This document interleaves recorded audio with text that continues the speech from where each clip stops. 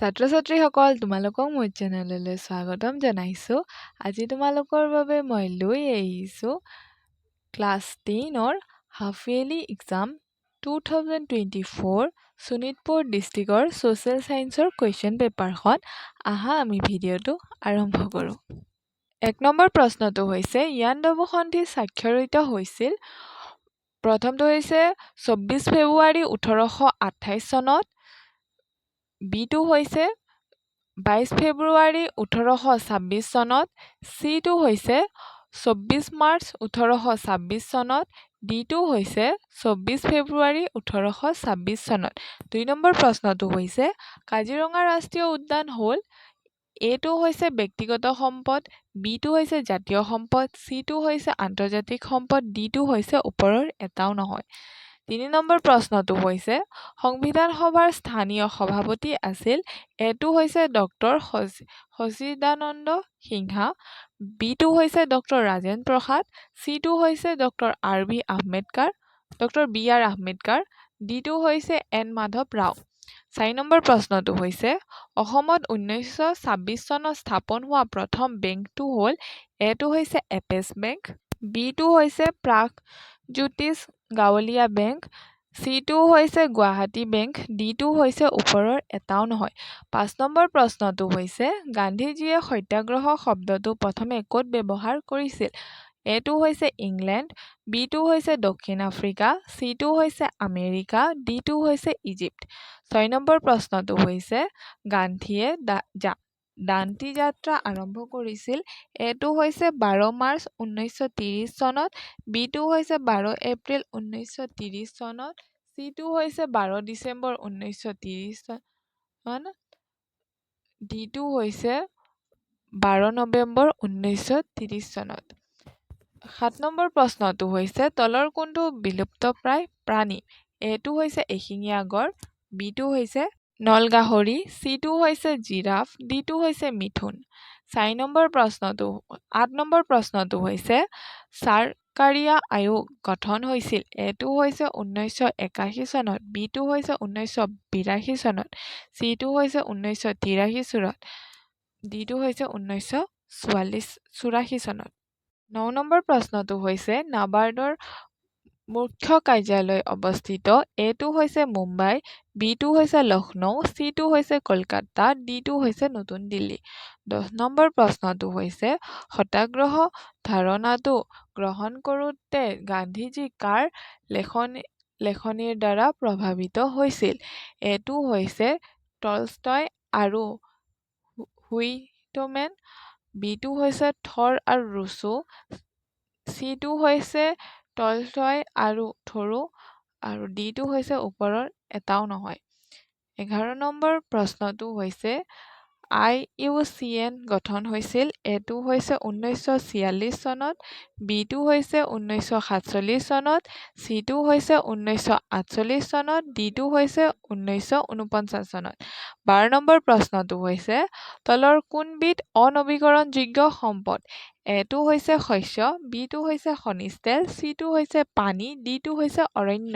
13 number প্ৰশ্নটো হৈছে জালিয়ানাৱালাবাগৰ হত্যাকাণ্ডৰ প্ৰতিবাদত কোনে নাইটহুড উপাধি পৰিত্যাগ কৰিছিল। এটো হৈছে ৰবীন্দ্ৰনাথ ঠাকুৰ, বিটো হৈছে আশুতোষ মুখাৰ্জী, চিটো হৈছে মহাত্মা গান্ধী, ডিটো হৈছে লালা লাজপত ৰায়। 14 নম্বৰ প্ৰশ্নটো হৈছে ব্ৰিটিছ চৰকাৰে কেবিনেট মিছন কেতিয়া ভাৰতলৈ পঠিয়াইছিল। এটো হৈছে আগষ্টৰ 1935 চনত, বিটো হৈছে জুলাই 1945 চনত, চিটো হৈছে মাৰ্চৰ 1946 চনত, ডিটো হৈছে আগষ্ট 1947 চনত। 15 নম্বৰ প্ৰশ্নটো হৈছে তলৰ কোনটো প্ৰাথমিক বৃত্তিৰ অন্তৰ্গত নহয়। এটো হৈছে মাছ ধৰা কাৰ্য, বিটো হৈছে বনজ সম্পদৰ আহৰণ, চিটো হৈছে বিভিন্ন নিৰ্মাণৰ কাৰ্য, ডিটো হৈছে কৃষি কাৰ্য। 16 নম্বৰ প্ৰশ্নটো হৈছে আধুনিক অৰ্থনৈতিক ভূগোলৰ পিতৃস্বৰূপ। এটো হৈছে জৰ্জ চিমছহম, বিটো হৈছে C.S. জনছ, চিটো হৈছে G.G. ডাকেনৱাল্ড, ডিটো হৈছে জিম্মাৰমান।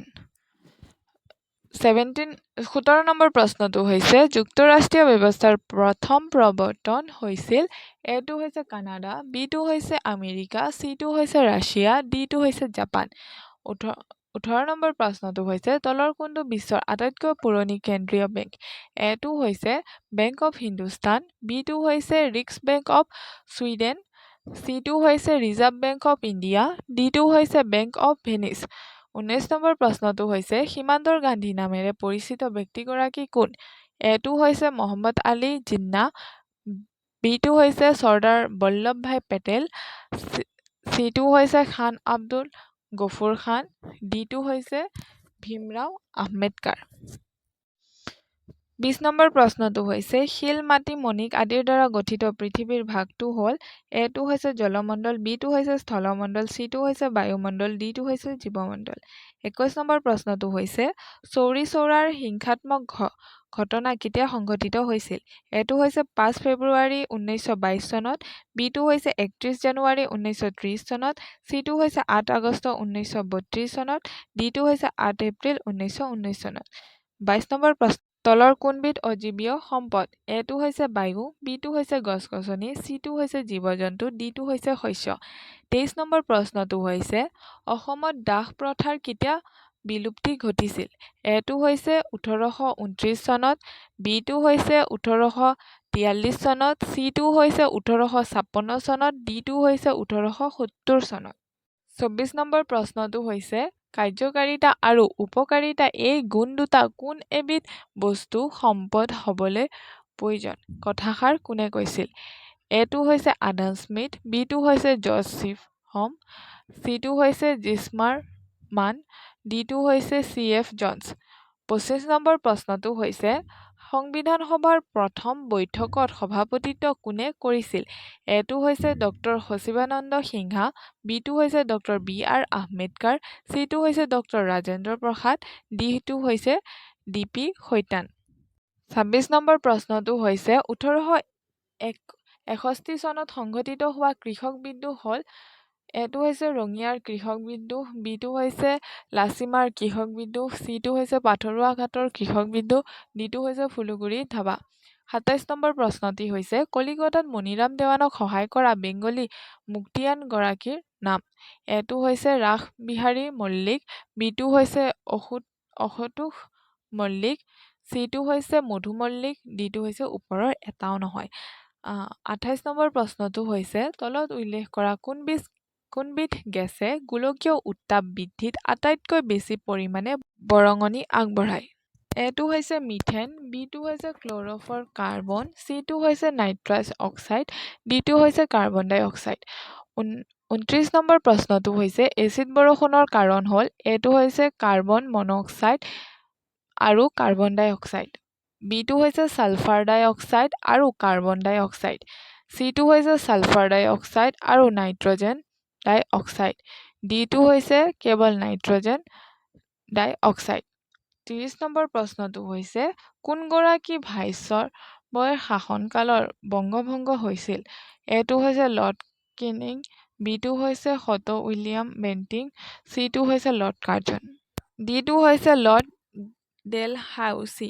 31 নম্বৰ প্ৰশ্নটো হৈছে এলাহাবাদ সন্ধি স্বাক্ষৰিত হৈছিল। এটো হৈছে মোগল সম্ৰাট বাহাদুৰ শ্বাহ আৰু ৰবাৰ্ট ক্লাইভৰ মাজত, বিটো হৈছে মোগল সম্ৰাট বাহাদুৰ শ্বাহ আৰু লৰ্ড নৰ্থব্ৰকৰ মাজত, চিটো হৈছে মোগল সম্ৰাট শ্বাহ আলম আৰু ৰবাৰ্ট কাৰ্জনৰ মাজত, ডিটো হৈছে মোগল সম্ৰাট শ্বাহ আলম আৰু লৰ্ড ডেলহাউচিৰ মাজত। 32 নম্বৰ প্ৰশ্নটো হৈছে ব্ৰিটিছ চৰকাৰে অসম নামৰ প্ৰদেশখন গঠন কৰিছিল।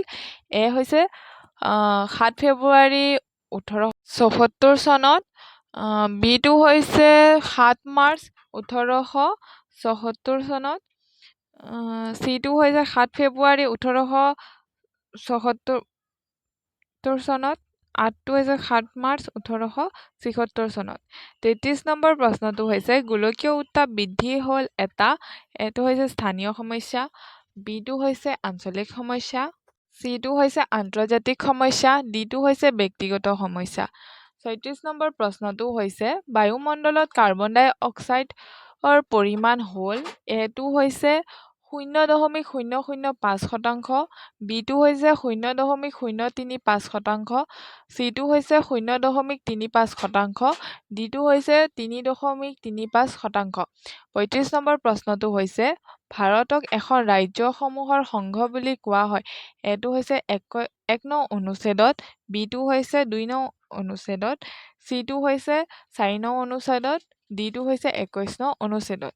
৩৬ নম্বৰ প্ৰশ্নটো হৈছে ১৮৯১ চনত কাক মণিপুৰৰ ৰজা হিচাপে ঘোষণা কৰা হৈছিল? এটো হৈছে কুলচন্দ্ৰ, বিটো হৈছে টিকেন্দ্ৰজিৎ, চিটো হৈছে সুৰচন্দ্ৰ, ডিটো হৈছে পুৰন্দৰ সিংহ।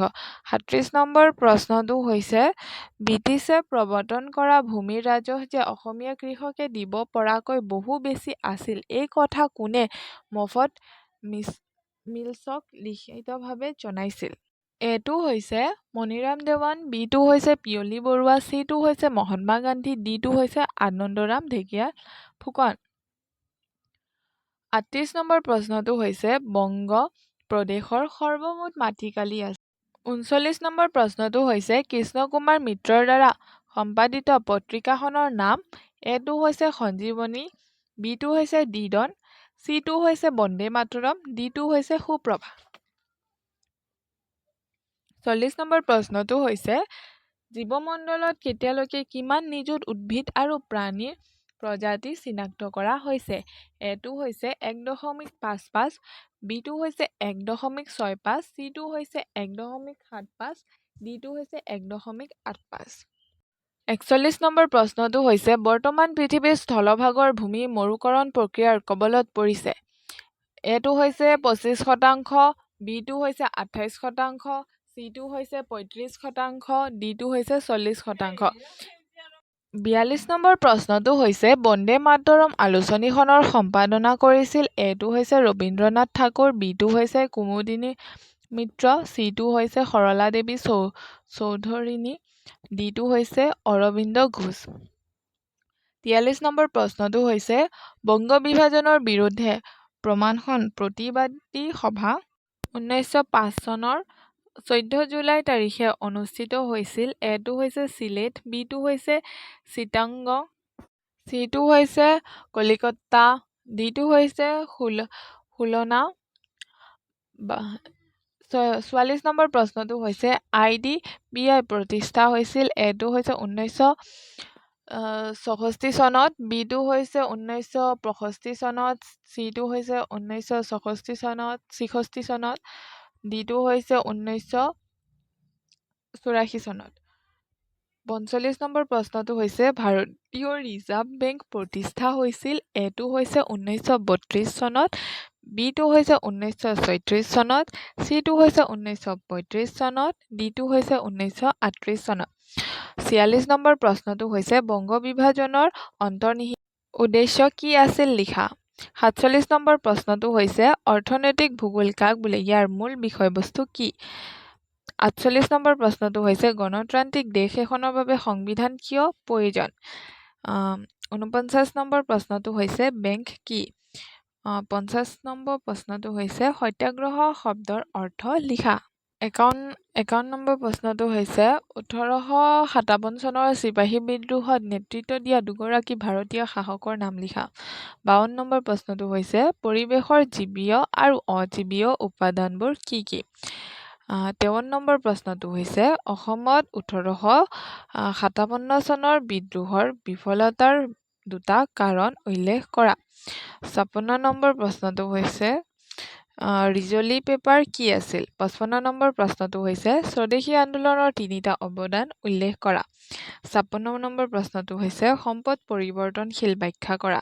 ৫৭ নম্বৰ প্ৰশ্নটো হৈছে জৱাহৰলাল নেহৰুৱে আগবঢ়োৱা উদ্দেশ্য সম্পৰ্কিত প্ৰস্তাৱৰ যিকোনো তিনিটা বিষয়বস্তু উল্লেখ কৰা। ৫৮ নম্বৰ প্ৰশ্নটো হৈছে জালিয়ানাৱালাবাগৰ হত্যাকাণ্ডৰ বিষয়ে লিখা অথবা ১৮৯৪ চনৰ পাথৰুৱা ঘাটৰ কৃষক বিদ্ৰোহৰ ওপৰত এটি টোকা লিখা। 59 নম্বৰ প্ৰশ্নটো হৈছে মানুহৰ অৰ্থনৈতিক বৃদ্ধি বা কাৰ্যকলাপৰ বিষয়ে লিখা অথবা মুদ্ৰাৰ 4টা বৈশিষ্ট্য আলোচনা কৰা। 60 নম্বৰ প্ৰশ্নটো হৈছে 1920 আৰু 22 চনৰ গান্ধীয়ে কিয় অসহযোগ আন্দোলন আৰম্ভ কৰিছিল, ইয়াৰ কাৰ্যসূচী কি আছিল, গান্ধীজীয়ে কিয় এই আন্দোলন বন্ধ কৰিছিল, অথবা 1857-58 চনৰ বিদ্ৰোহৰ কাৰণবোৰ আলোচনা কৰা। 61 নম্বৰ প্ৰশ্নটো হৈছে সম্পদ সংৰক্ষণৰ প্ৰয়োজনীয়তা সম্পৰ্কে আলোচনা কৰা অথবা পৰিৱেশৰ প্ৰধান 4টা মণ্ডলৰ মাজত থকা সম্পৰ্কৰ বিষয়ে আলোচনা কৰা। ধন্যবাদ।